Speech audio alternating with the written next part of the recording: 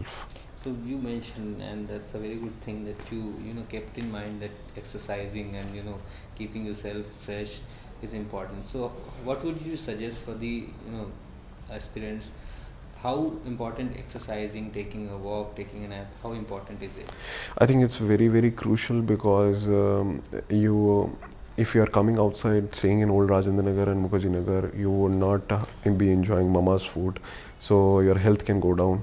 So it's necessary you maintain a good exercise and a health regimen. And the reason is it's so because even if I have to go for just let's say 1 or 2 attempts, it will take me around 2 to 3 years, and your health can go down badly, and in that case you will not be able to do well in the examination. So what I would say is read only till the time your body allows you to read. After that, you can have either a short nap, you can go outside, play, you can take a short walk, you can play football, cricket, whatsoever game which ever so energizes you back. And how important is your personal and professional profile of the candidate during your interview? Because interview is another crucial part. I wouldn't say that you require an extraordinarily academic background to have good marks in interview. But what I would say is the examiner and the interview board should feel that whatsoever was your subject in your graduation, you did justice to it. You studied that subject. They'll be asking you a lot of questions on graduation subjects. So if they feel that you are not well prepared in your graduation, it conveys a very bad impression. Also, uh, you should try and ensure that rather than projecting wrong things about your profile or made up things about your profile, mention the genuine, the honest things. If you do not have a hobby, do not write a hobby just for writing sake. Most people write cooking, yoga, just to mention it. But if they have not practiced it, they will be caught in the examination. And the problem is, once the interview board finds your profile fake, you'll be penalized heavy. Okay. So don't fake when you're giving In the interviews. So, do you think all the time, years, hard work, sacrifices, and the struggle that you go through during preparing for civil services exam, is it worth it? All of that effort you have given to this? I've been just privy to 7 days of the success after the whole hard work, and I would say all the 7 days have been worth it. Every effort that I've made in life. So, you think that the 4 years you have put in for UPSC? The amount of love and the wishes that I've got after this success in the 7 days is more than enough for me to carry throughout my whole life. That's great. So, what was your optional subject, and what was the reason behind choosing that subject and not anything else? Initially, in my first few attempts, I had public administration and psychology along with me. I had chosen those subjects basically. I felt that they were easy and scoring, and most of the students were following that. So I had taken those subjects in a herd mentality. But soon I realized that I wasn't able to do well or do justice to those optionals. So I was looking through the optionals and their performance, and I felt that my own literature from Punjabi literature, was doing very well. And so I thought of picking that subject, and I picked up that subject because it was easy, novel, and scoring also. Both the things were gelling up together in that case. So, if you were to suggest any aspirant who is just beginning to choose subjects, what would you suggest? What should they go for? I think in the first case they should go through the syllabus, see whether or not for a particular optional they are selecting they're comfortable with the syllabus. Secondly, choose that optional which you feel will reward you also, and it has a component that allows you to make it interesting also. Just don't choose a subject because others are choosing it. Just don't choose a subject because it's easy, or just don't choose a subject because others have told you. Choose a subject which you feel is interesting and scoring both. So, did you attend any coaching institute, and how helpful these coaching institutes are, and what is your overall opinion? Is it good, or one should go for self study only? What is your opinion? I enrolled myself in a coaching institute in 2011, and I've been teaching also in that coaching institute. So I know both sides of the equation as an aspirant, also as a teacher, also there.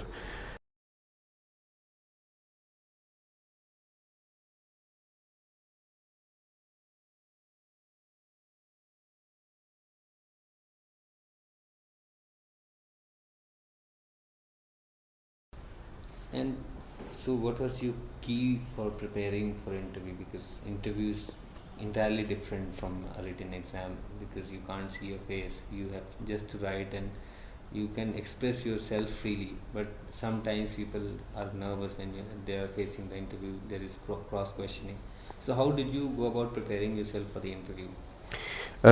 You must prepare your DAF and detailed application form. You must prepare your profile, and you must be thorough with your hobbies and all those things you have written in your application form. After that, be thorough with the recent current affairs, because they're going to ask you the recent current affairs. Also do justice to your optional subject and your graduation subject, because anywhere if they found you deficient, they'll deduct your marks heavily, because these are the most crucial areas to your personality. Apart from that, the questions which will make or mar your whole personality or the interview score are basically, why do you want to get into IAS, and why do you feel public services are important. If they feel you're faking your answers, again they're going to deduct and penalize your marks. So give them genuine answers. Just don't say you are here for the service of the nation just for saying sake. Say that this is a job that allows me satisfaction also. This is a job that allows me an opportunity to make a difference also. So that it is palatable and understandable also to a number of people, that you take it as a job and you take it as also as a service also. So don't fake and prepare your interview honestly. And so, who was the chairman of your board, and how long did your interview go? My interview was taken by Professor David, and he took my interview around for 20 minutes. And the interview was very short, crisp, cordial, and the questions mostly were general. They were not related to my profile. They were not related much to my optional subjects or graduation subject. They asked me general question about education, health, drugs, general issues that were connected. But most of the interview questions were conducted very, very calmly and profoundly. Okay. So, can you share your experience? What kind of questions, as you have already told, and was it inclined towards your personal, professional, or the knowledge, opinion-based questions? So, what was the main weightage of your interview? I think in the initial part, Chairman David sir started off with the interview, and he asked me questions basically which were very general, like what have you been doing since 2011? What have been you preparing? What are your optional subjects? Then he asked me what have you been doing since 2014. He asked me a bit of questions about my campus, the National Academy of Customs, Excise and Narcotics. He asked me questions about my subject, one or two questions about pulp and paper subject, but they were not much related to the interview. They were conducted in general fashion. But the more important question which I feel that he asked me was, why do you want to come into IAS? Why do you like public services? And these are the questions which are very important. The second member asked me questions which were practical. He basically assigned me that supposedly you are made an SDM of a border district in Punjab. How do you handle the situation if India and Pakistan were about to go on a war? And apart from that, the third member asked me questions about education, health, drugs. He asked me question on National Knowledge Commission. He asked me to give recommendations on that. He also asked me what is the drug situation in Punjab. The next member asked me questions about Indo-Pak relation and also about Indo-Africa relations. So she basically asked me questions on foreign affairs.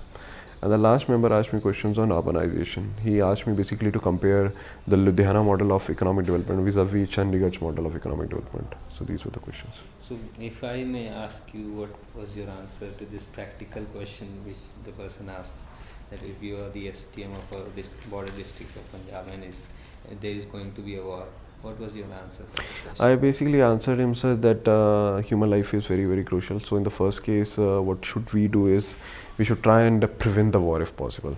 And prevent the war should be done by diplomacy, if we can handle that. If the war is still imminent, I think we should use their local religious leaders along with the local army, because they have the local contacts, evacuate the people. And if it's possible, we should try and save as many lives as possible. So basically, he liked my answer in the sense that I went in a step-by-step fashion, that I tried to first prevent the war. Then he liked the fact that if the war is about to take place, who all people would you involve? Because basically sometimes the interviewers feel that the administration tends to work on its own. It doesn't take the help of local people, panchayat and religious leaders. So I think they like the aspect of taking the local people along. And overall, if you give them a glimpse that you don't feel that the DM or the SDM is the only important person, and every person has got to contribute. They like your answer. So if I may